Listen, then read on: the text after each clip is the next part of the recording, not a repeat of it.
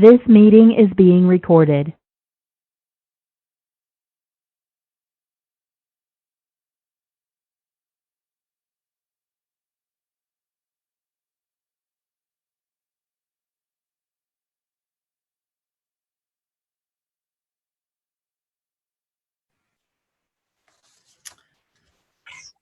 Well, it looks like it's straight up 3 o'clock. So in order to be respectful of everybody's time, I'm going to get us started. So good afternoon, and thank you everyone for joining us today. My name is Eileen Sobek. I'm the Executive Director of the State Water Resources Control Board. And I'm joining you all today and welcoming you to our Racial Equity Initiative webinar.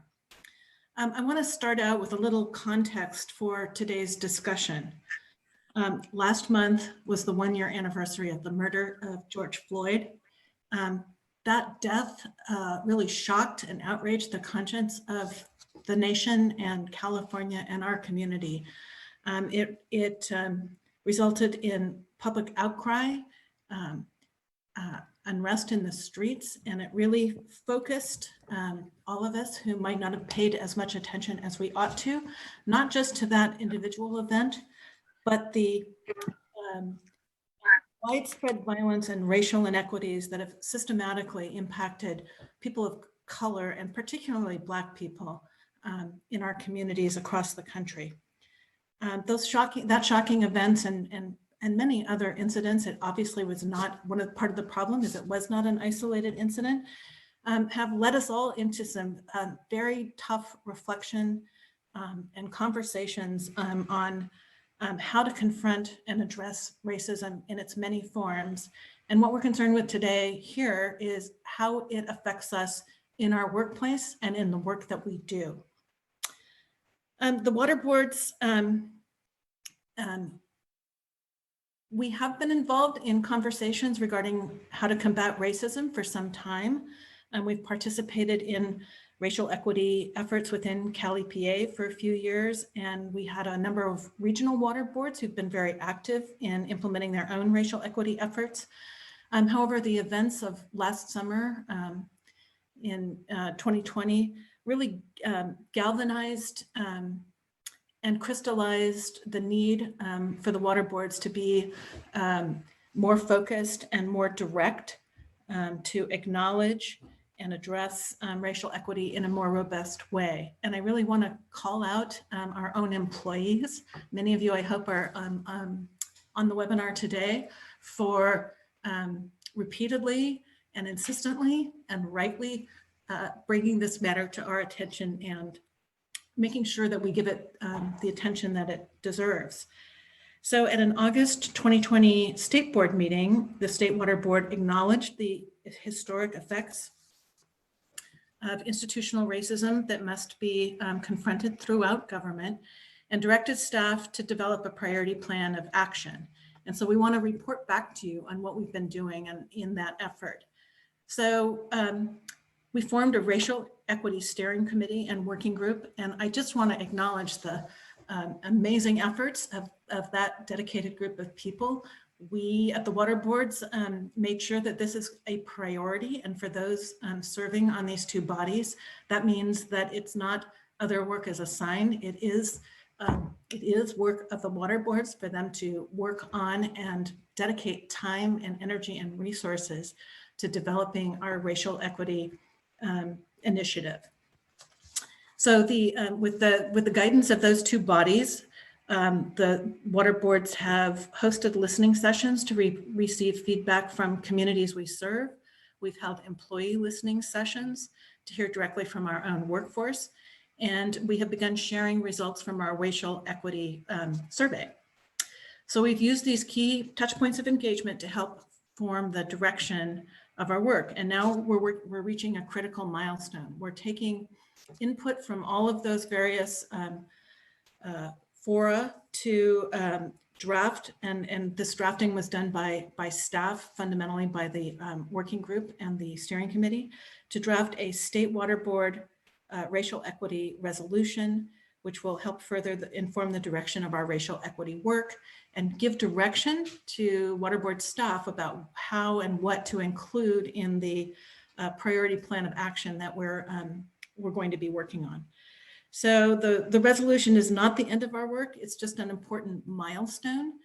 The state board will be very, very soon, in a matter of days or a couple of weeks, hopefully putting out a draft resolution. We'll be looking for your review and comment, as well as from any interested person in the community. And then we will be having an opportunity for a public workshop. And then we hope to have the state board adopting the resolution later this summer. Hopefully other regional water boards will also have their own resolutions modeled after the state board resolution. And we've been seeking input from all of our regional board partners in the drafting of this important document. I do want to underscore that we understand that this is, again, it's a milestone. It's not an endpoint. The battle will never end, and actions are more important than resolutions on pieces of paper. But we think that we've thought on reflection that having guidance from our top state body in this area is going to really help guide us to meet our other milestones and to formulate this this plan of action. So next slide, please. I'd like to just give you an overview of the purpose of a meeting overview.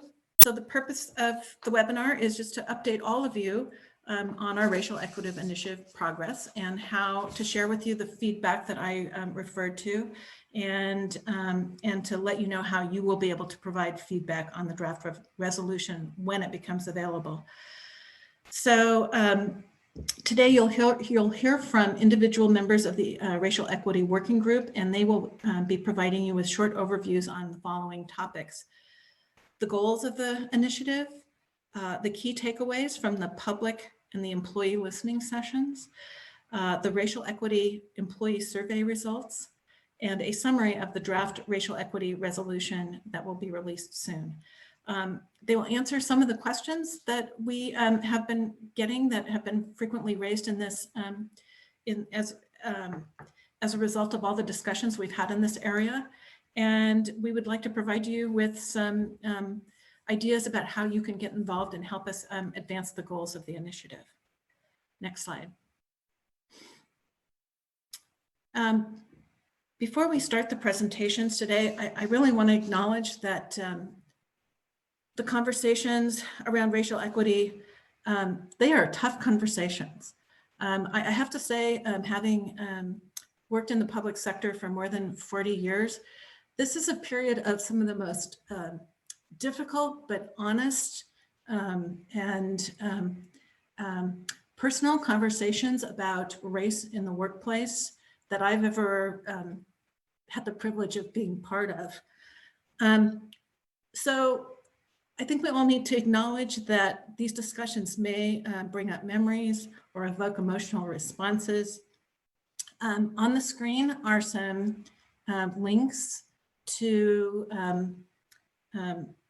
resources that are available if you find these issues elicit painful memories, or are disturbing, or you think that you could use some support if you need it. So take a screenshot of these numbers and links.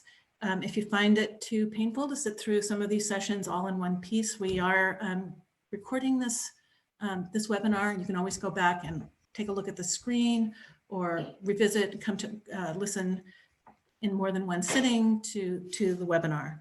So that wraps it up. I want us to again really acknowledge the leadership of the steering committee and the working group, the sweat equity they've really put into these difficult issues, and the progress we've really made in the last year. I really welcome the more public part of this journey, where we can really roll this out and get a more public discussion going. And I really want to thank everybody for being here today and being part of this important journey. So with that, I'm going to pass the mic to Lauren Hubbard, who was going to walk us through an overview of the Racial Equity Initiative. Lauren.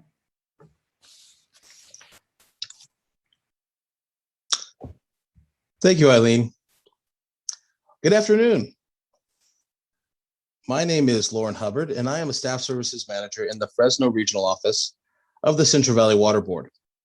I will be providing a brief overview of the Water Board's Racial Equity Initiative. During its August 18th, 2020 meeting, the State Water Board directed staff to implement a racial equity initiative. The goal of the Water Board's Racial Equity Initiative is to address systemic and institutional racism throughout the whole organization and in our work with communities we serve. We're aiming to achieve this goal by evaluating and modifying our internal and external practices, actions, and the outcomes of our work. One of our first milestones to achieve this goal is to develop and adopt a racial equity resolution. The Racial Equity Initiative is headed up by two groups, the Steering Committee and the Working Group, which are both comprised of Water Board staff, including staff from all regions, divisions, and offices. Next slide, please.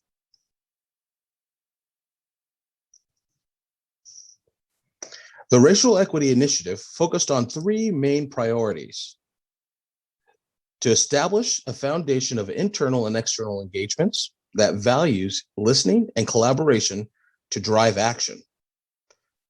The second, to draft a resolution on racial equity for consideration by the state board and leveraged by the regional boards to adopt their own resolutions. And finally, to draft a strategic framework for an organization action plan to address racial inequities. Next slide, please. There are various activities that the members of the Racial Equity Working Group are working on. To complete this tremendous undertaking, various teams have been created within the working group to focus our efforts. These activities include establishing internal and external engagement networks. One of the first tasks we took on was hosting public listening sessions. These were open to the general public, and we held 4 sessions in November and December of 2020, 1 in Spanish and 3 in English. Participants included water professionals, stakeholders, environmental justice advocates, members of the tribal community, and students. We then worked with a third-party consulting firm, Ferdman Consulting, to develop and host Water Board employee listening sessions in March. Drafting a racial equity resolution is another activity. In regard to drafting a resolution, the working group is delivering and overseeing the work needed to develop the draft resolution. And finally, participating in project-specific teams. Some of the additional teams include our incident response team, as well as our communications team.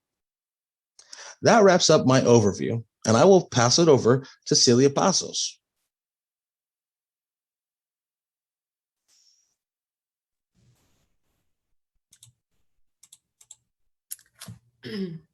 Thanks, Lauren. Good afternoon. My name is Celia Pazos. I am an engineering geologist in the Coastal Stormwater Unit at Region 8. That's the Santa Ana Water Board in Southern California. And I will be talking with you about the public listening sessions that we held as part of the Racial Equity Initiative. Next slide, please. So the Water Boards held a series of 4 public listening sessions in late 2020 to about the development of a resolution and action plan that addresses racial inequity both within our organization and in the work we do. The listening sessions were held on Zoom, and 1 listening session was held in Spanish. Participants included water industry professionals, community advocates, and high school and college students. Participants were split into breakout rooms to discuss 5 topics. They're listed in the slide. And Water Board staff collected notes during each session. In the following slides, I will be sharing some of what we learned from the public listening sessions. The word cloud you see on the screen was generated from one of the listening sessions. Next slide, please. Most of the discussion centered around community water, and most responses to our questions centered around what water meant to each person in all of the discussion topics. When discussing water in your community, participants shared their views on a wide range of water topics that included water access, water quality, and recreation. We heard that many Indigenous communities are suffering from the loss of ancestral water resources across the state, resources they no longer have access to, or resources that no longer exist. We also heard from Latinx farm workers who do not have access to clean and safe water in rural farming communities. Feedback also included concern for the homeless community's lack of access to clean and safe water for drinking, sanitation, and cooking. Next slide, please.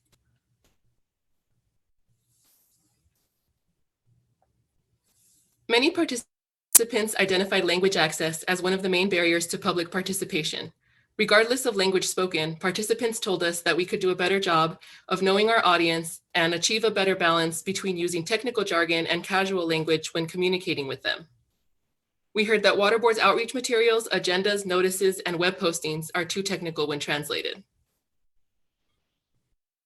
Many participants also shared that they felt discouraged from participating because past participation had not been positive. Black, Indigenous, and Latinx communities feel ignored by government and feel that when issues are raised, people are placated with solutions that never come to fruition. In one session, there was an example given about a community that was promised bottled water to replace their contaminated water, but they never got it. So that's just an example of something that we heard. Funding. So we learned that we have a lot of work to do around the topic of funding. The public had limited awareness about Water Board's funding opportunities. We're often unsure about how water projects are developed and funded, and which programs may apply to them and their community's needs. Local water rates were also a topic of discussion, with many concerned about the disproportionate cost of drinking water for Black, Indigenous, and communities of color. Next slide, please.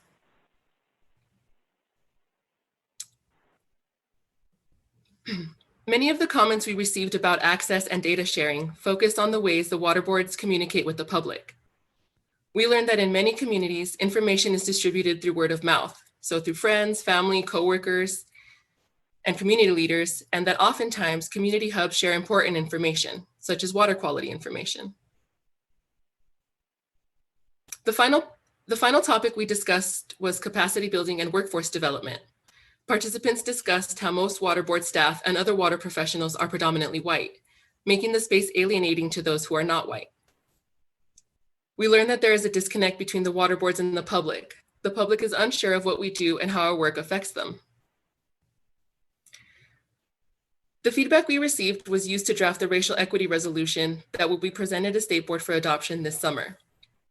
The feedback will also be used to establish external engagement that values listening and collaboration, and to develop strategies and action plans to drive our equity efforts over the coming years.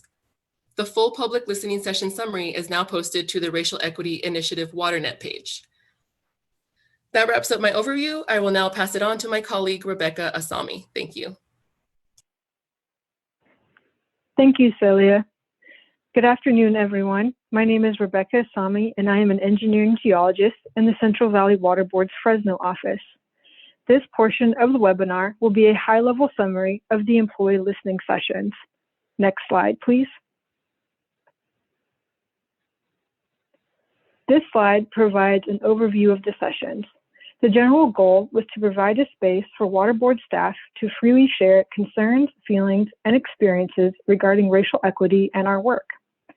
The sessions were the first organization-wide internal conversation on racial equity for all staff at the water boards. In March 2021, we held 9 two-hour sessions with more than 350 participants total. The sessions were facilitated by a professional third-party facilitation team headed up by Ferdman Consulting.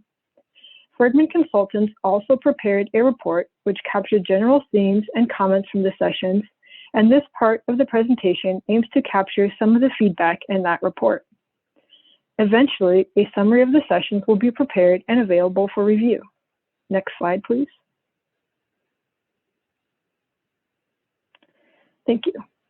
This slide is an overview of the participant demographics. Participants were asked to provide this information via poll during the sessions.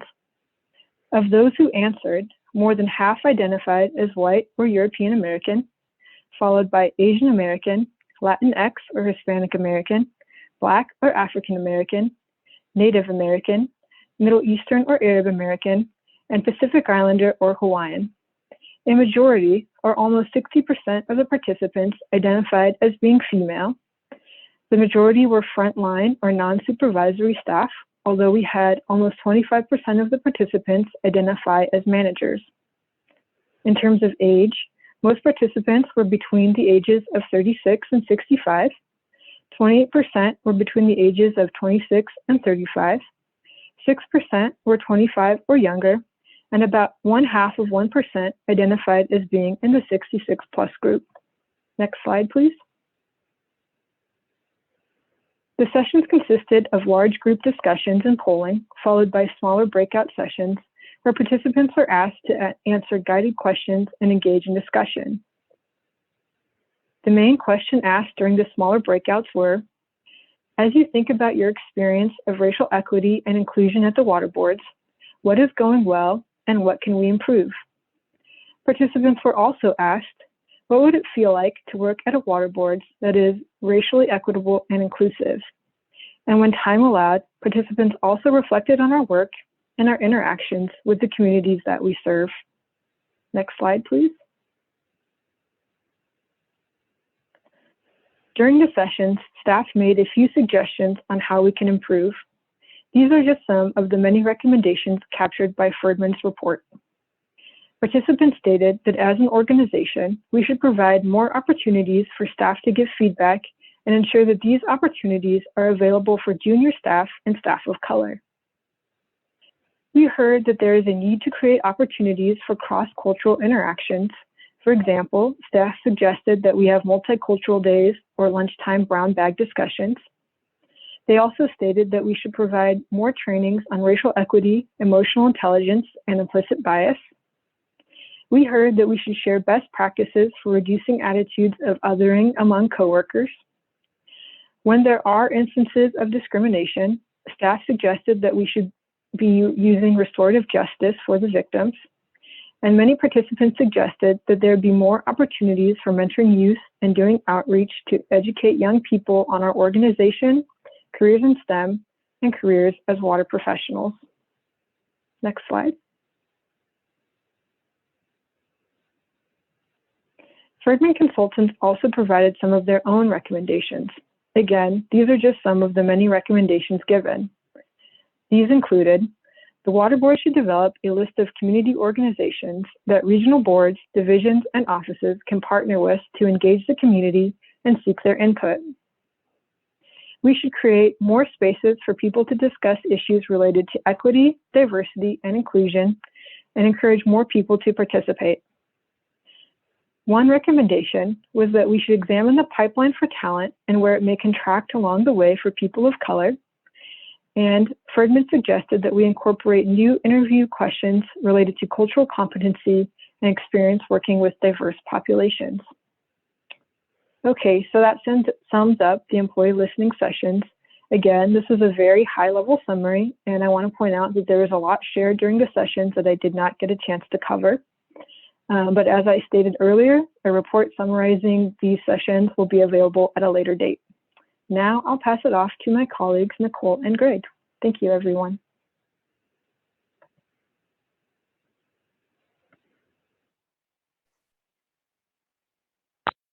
Thank you, Rebecca.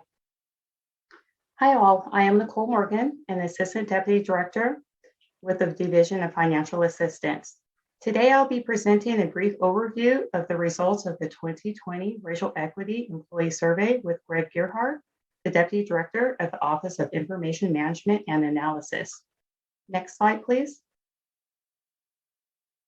The survey provides a baseline of employees' understanding of racial equity, their knowledge of the organization's policies and practices, the awareness of the organizational plans within various divisions, regions, and offices, and knowledge and perceptions of the Water Board's efforts to engage in the broader community, including communities of color, and community partnerships to advance racial equity. The tool is aimed at getting both individual and cross perceptions all around the larger purpose of change and 1,042 of the Water Board's 2,340 employees participated in the 2020 survey. We would like to acknowledge that this survey was conducted in April and May of last year, when there were still many unknowns around the COVID-19 emergency. This was also prior to the murder of George Floyd on May 25th and the national reckoning with racism towards Black and other people of color and the related protests. Next slide, please. Here is the model of change. Normalized represents the readiness for change.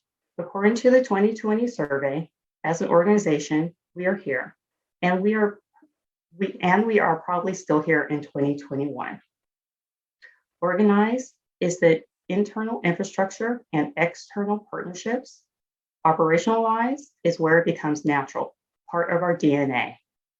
To further elaborate, to normalize, we want to act with urgency, to use a racial equity framework that clearly names the history of government in creating and maintaining racial inequities, envisions and operationalizes a new role, and utilizes clear and easily understood definitions of racial equity and inequity. This also requires us to use a common vocabulary and shared approach to analyze the issues and actions. To organize, we need to build organizational capacity and be committed to the breadth and depth of institutional transformation. While the leadership of executive management is critical, change takes place on the ground.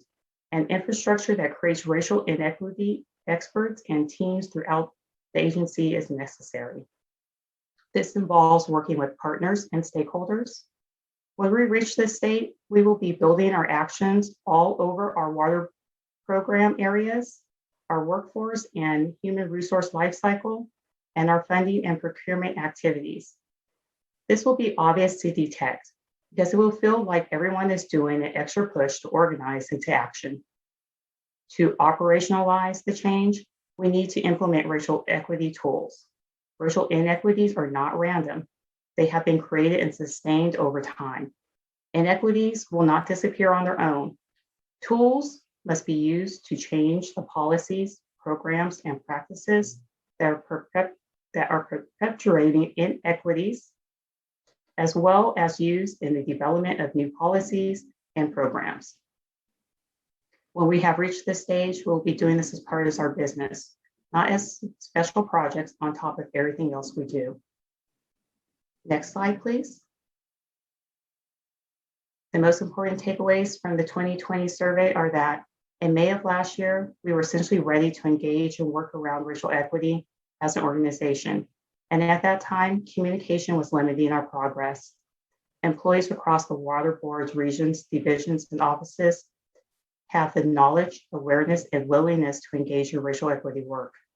Communication channels need to be optimized to maximize the potential for change model elements we just discussed. We also need to do more planning around how we communicate. In addition, racial equity discussions have occurred to date in distinct spaces, but not all spaces. The experience and perception of the water board's efforts differ greatly, with race and ethnicity being the greatest difference, supporting the need to normalize. And most importantly, further action needs to center on the perspectives of Black, Indigenous, and people of color. Now I'm going to turn the presentation over to Greg for a deeper dive into the data. Next slide, please. Thank you, Nicole and team. So when it came to drawing out the key insights, we chose to look at one question that represents the trend of many other questions. This one is particularly from page 86 of the survey summary report. But from pages 75 to 86, you'll see there's questions with similar results. So, and this report will be or is available now, I think, on our intranet website, including a 1-hour webinar describing the results of the survey. So this slide summarizes how the results inform the following statement from the report. Quote, across nearly all domains explored, results revealed Black or African-American respondents evaluated their division markedly different than other racial and ethnic subgroups included in the analysis. Given this, results call for centering the perspectives of Black and African-American employees and community members in racial equity strategy formation and decision-making.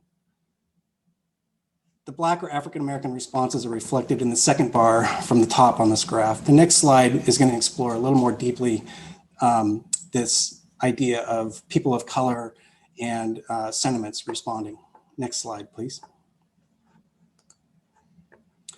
So now let's look at the data condensed into estimates of respondents who identify as people of color and white categories. The racial categories Black, Asian, Latinx, and multi have been aggregated into a people of color bar, and it also combines the sentiments strongly, somewhat strongly, and for agree and disagree statements. So essentially, this is just a way to see if there's a stronger relationship than in the individual race categories. What this shows is there is some significant differences in the combined sentiments and the people of color versus the white categories. Next slide, please. The biggest message of this survey was essentially that we're still normalizing. You've heard this a lot. The model of change was described in particular detail on this section. So we have what this means is that as an organization, we have a lot of work to do to still have a common terminology that we can share, even if we don't all sort of agree with some of the fact patterns that are out there, but having this exploration done together and the analysis done together is a really important part of the normalizing step. This model of change is based on transformation and change within organizations as a whole, and it's based on research, not specific to racial equity. This survey helps us identify specifically that we need more tools and we need to expand the force of our human resources to engage the many internal helpers. This was brought out in the survey. The goal is to make the work we do deliver better equity outcomes and have this happen systematically, meaning we're carefully taking these intentional actions in an organized manner. So some of the specific takeaways again are develop and provide guidance on specific actions for employees in programs, undertake an analysis of our government's role in establishing and supporting systemic racism, identify systematic ways of embedding racial equity into our work and our operations, and to continue to uplift and support the internal racial equity leaders and the members of the team that is already formed, including the working group and steering committee members, especially them. So we need to keep measuring. The next survey of this exact format is scheduled for May of 2022 and every 2 years thereafter. This survey is used to measure progress towards that, model of change effort. So this concludes the survey summary. I will now hand it over to Joe Westhouse, who will review the draft racial equity resolution. All right. Good afternoon, everyone. My name is Joe Westhouse, and I am an environmental scientist at the State Water Resources Control Board, Division of Water Quality.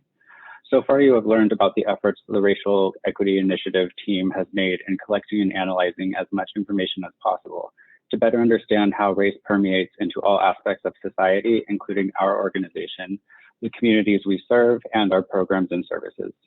Among the many important reasons to collect this information, one reason was to inform a resolution that will be proposed later this summer for the State Water Board to adopt.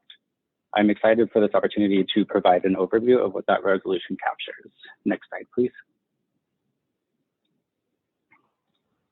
It was imperative that the resolution be based in fact. In order to meet that need, the resolution drafting team undertook a substantial effort as it was written. Research focused on the history of land acquisition and seizure, tribal cultural resources, human right to water statistics, historical appropriative water rights, historical beneficial uses, statistics of increased race-based hate crimes, workforce demographics, hiring practices, racial equity survey data, California Senate Bill 17, which was the establishment of the Office of Racial Equity, and examples of similar racial equity resolutions. Next slide, please. The resolution aims to acknowledge crucial factors that highlight the unfortunate existence of systemic racism permeating throughout society. Such acknowledgements include America's history and society being built upon a foundation of colonization, displacement, and murder of indigenous people, race as a predictor of access, disproportionate distribution of adverse environmental impacts, government services, and funding based on race, the prevalence of police brutality and racial injustice, especially against Black people, and emphasizing that remaining silent about these issues further perpetuates systemic racism and systems of oppression. Next slide. The resolution also aims to voice the Water Board's stance to condemn race-based violence and hate crimes, as well as racism, xenophobia, white supremacy, and racial injustice. It aims to eliminate race and class-based discrimination and inequity within and outside of the water boards, as well as inequitable distribution of resources and services. Lastly, the resolution expresses a commitment to equity across the water board programs and services, to uphold an anti-racist workplace and be race informed, to evaluate the organization's processes that have contributed to and perpetuated racial inequity, to identify implementation actions to dismantle and replace inequities within the organization, and to provide equitable access to safe and affordable drinking water and water resources regardless of race or class. Next slide. The draft resolution was submitted for executive review this past Tuesday, June 1st. From there, it will move along to the state and regional board members and the MCC.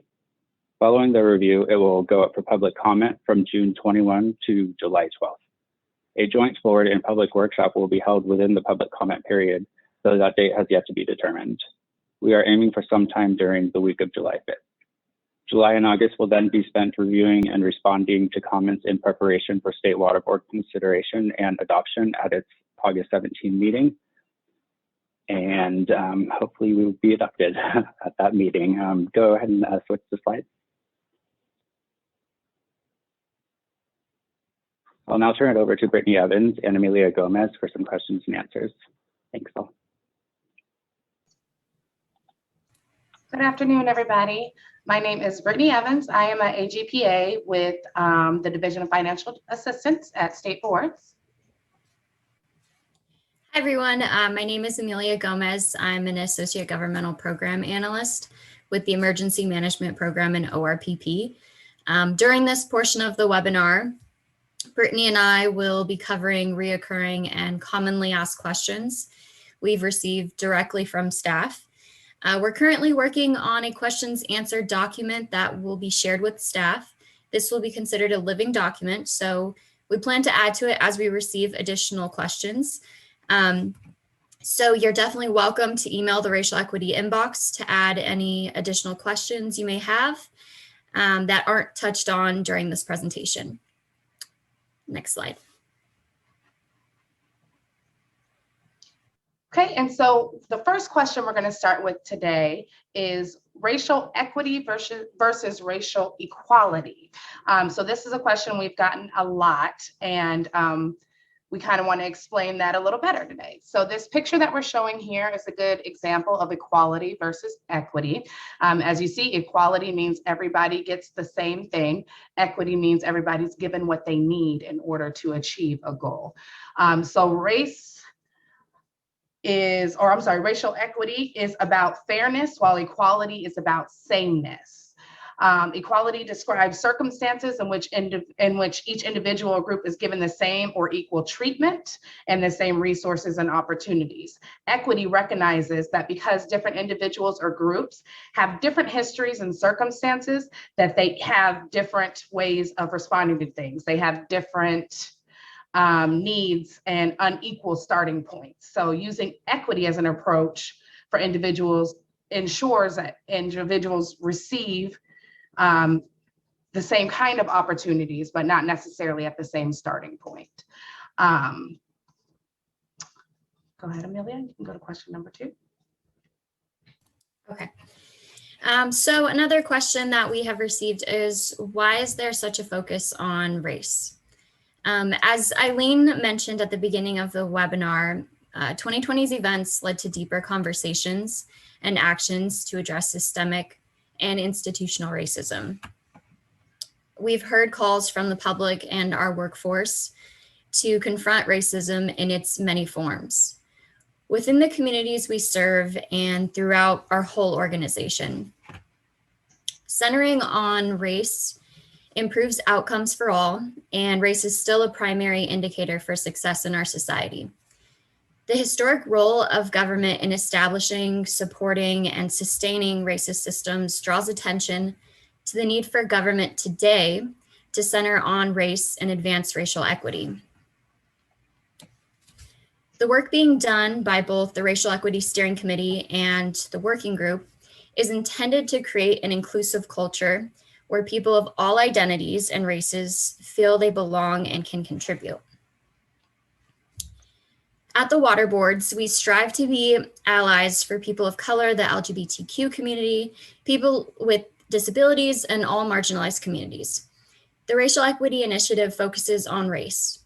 This is, however, it doesn't imply that other marginalized groups matter any less, just that there has been little discussion or acknowledgement of institutional racism that primarily affects people of color in the workplace and society. So we must practice cultural humility to understand just because we are supporting one marginalized group of people doesn't mean we are not supportive of another. Although the water boards were already involved in racial equity work, along with Cali PA and other government organizations, it's become clear that we need to do more. So the water boards is committed to prioritizing racial equity and identifying any inequalities by evaluating our policies, our programs, and our practices. The purpose of the Racial Equity Initiative is really to address systemic and institutional racism throughout the water boards and the communities that we serve. Pass it back on to Brittany. Okay. Another question we get often is, what is my role in racial equity as a water board's employee? As an employee of water boards, your role in racial equity is to assist in working towards our goal of racial equity, to have talks about racial equity within your workplace with your coworkers, your supervisors, and employees, to attend trainings, to be open and willing to learn new things about other people that are not like you, to bring your own experiences to the water board and be prepared to make our work environment as equitable and welcoming as possible. We are working towards racial equity as an entire department, not as individuals. All right, so another question. As managers or supervisors, are you being directed to have conversations about racial inequity within our staff? So there are no requirements that you have in-depth conversations with your staff about racial equity. However, as an agency, we have committed ourselves to working towards advancing racial equity. And we expect that you will support your staff in participating in future training opportunities, and as leaders in the organization, seek ways to further the work in your region, division, or office. Training helps to normalize these conversations about race and prepares us for systemic changes. And we need to ensure that the water boards are a more equitable organization. Also, as a supervisor, you should take into consideration how you can make all of your staff feel included and valued in the workplace. Work to advance racial equity is a new way for many of us to implement our mission and just work towards a workforce that looks more like the California that we serve, while at the same time ensuring our culture is one where everyone feels they belong. In October, the Racial Equity Steering Committee reviewed applications for the Water Board's Racial Equity Working Group. And as this work starts to take hold and becomes more visible within the organization, you may likely find yourself fielding questions from staff. So if you're not comfortable responding to these questions, we invite you to refer them to the Racial Equity Initiative WaterNet page. Staff can also sign up for cross-agency email distribution lists and can reach the Racial Equity Steering Committee directly through the Racial Equity inbox. I would also just note, this is distinct from situations in which staff are raising issues that should be considered reportable under the Water Board's anti-discrimination policies. So you can visit online to get more information on that. Back to Brittany. Okay. Do we need to take ethnicity into consideration when hiring? We do understand that there may be a perception that race or ethnicity is now to be considered when hiring. This is not the case. The added focus on racial equity means that we will examine the practices and policies that guide workforce development and take appropriate steps to reduce and eliminate practices that can perpetuate systematic racism, such as unconscious bias. It does not mean that we are advocating or making hiring decisions based on race and ethnicity, gender, or any factor other than merit. Indeed, the California Constitution does not allow any discrimination against or the grant of any preferential treatment to any individual or group based on race, sex, color, ethnicity, national origin in public employment. So when we do hiring, we try and do the groups. We try and do interviews with multiple people. We're trying to get different views and different people in our interview processes. So the state hiring rules and best practices have been created to ensure that hiring and promotion decisions are based on merit and not inappropriate factors. State hiring practices leave room for taking new steps to remove the symptoms of systematic racism while ensuring that employment decisions are based on merit. We have learned that considering race is a form of colorblindness and have pervaded other aspects of workforce development, including phases of hiring, such as recruitment. The water boards are committed to ensuring that the workforce fully represents the diverse communities that we serve. This is done by conducting interviews with diverse interview panels and recruiting employees through job fairs, school visits, and a range of job posting advertisements. These are both key factors to ensure that water boards have the best and most diverse candidate pool to choose from when hiring. And we would also like to recognize the need for even more diverse interview panels that we discovered through our listening sessions going forward in the future. So possibly taking into consideration life experiences when we make our action plan, not just educational background in the hiring process, and to find more additional diverse ways for us to recruit employees for the water boards. Amelia? All right, next slide. Thank you. Okay, so is there mandatory diversity or inclusion training? The water boards do not currently have any mandatory diversity inclusion training. However, some regions and divisions may require certain courses to be taken. So please refer to your management team, as there may be regional or divisional specific training requirements you need to adhere to. The water boards Training Academy does offer voluntary classes for any water board staff who are interested. The list will likely be updated as new classes are added, but currently there's implicit bias, advancing racial equity, and the environmental justice trainings. I would also note there is a requirement currently that at least one person on every hiring panel have attended either an implicit bias training or the orientation to racial equity courses identified in the immediate action plan for advancing workforce diversity. Another thing that we get often is some people don't always feel comfortable sharing or racial equity doesn't seem to apply to them directly. They said if they aren't affected by police brutality, can they still participate in our racial equality initiative? And you can absolutely still participate in racial equity groups. We have discussions, we have opportunities, even if you don't want to share. Developing an understanding of other people's life experiences and circumstances is a valuable part of working towards racial equity. You can always listen, learn, and support others. You do not have to share your own experiences or be directly affected by racial inequalities to be supportive of your fellow coworkers and to want to be more willing to learn more about racial equity. We also are working on an anonymous comment box that will be available so that you can add your comments without being identified, or you can voice your concerns or whatever that may be without feeling like you're being singled out. So there'll be more information coming on that. Amelia?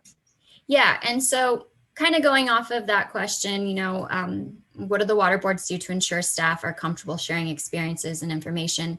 As Brittany mentioned, we are creating an anonymous comment box for staff to share experiences and information anonymously.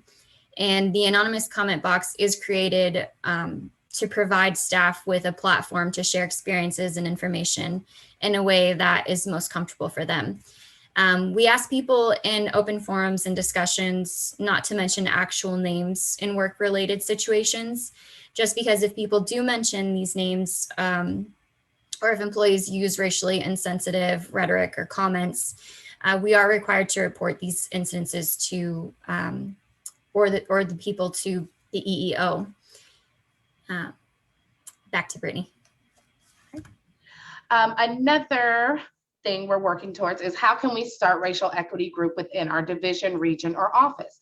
You could definitely check with your division now to see if they already have a racial equity group that is maybe going that you didn't know about. If not, talk to your supervisors, talk to your coworkers, and find out if this is something that people would like to do within your group. What we want to make sure is that as supervisors, you're not discouraging your employees from having these conversations. You don't want people to be having conversations about racial equity and you say this is not the place for it. That's kind of what we're trying to get away from. This has to be the place for it if we want to move forward. So we definitely want to encourage employees to have those supervisor or discussions with your supervisors, and those supervisors to allow employees to have those forums and have those discussions, whether it's on their lunch hour or whether it's something that you decide to do once a month or whatever it is. So if you do not already have a racial equity group within your division, please talk with the people within your division and your supervisors and stuff and find out if that's something you can do, because we would like to keep moving forward with our racial equity initiatives. Amelia, next slide. All right, so moving forward, there are a few ways you can participate in the Water Board's racial equity initiatives. As mentioned earlier in the webinar, we're working on the Water Board's resolution. So please keep an eye out for public comment period and board workshop dates to be announced. Once that information is published, we highly encourage you to share those opportunities for engagement and participation with your networks. We hope that after this webinar, you are encouraged and feel comfortable about normalizing conversations about racial equity. You can visit the Racial Equity Intranet page for more information. You can also find summaries from our public listening sessions, reports for findings from the employee listening sessions, and the results from our racial equity survey on the intranet site. And lastly, we would love to hear from you. So please feel free to reach out using the racial equity inbox. That's racialequity@waterboards.ca.gov. And please keep an eye out for the anonymous comment box, which we hope to go live in the very near future. And with that, this concludes our racial equity webinar. We want to thank you for joining us today, and have a great night, everyone.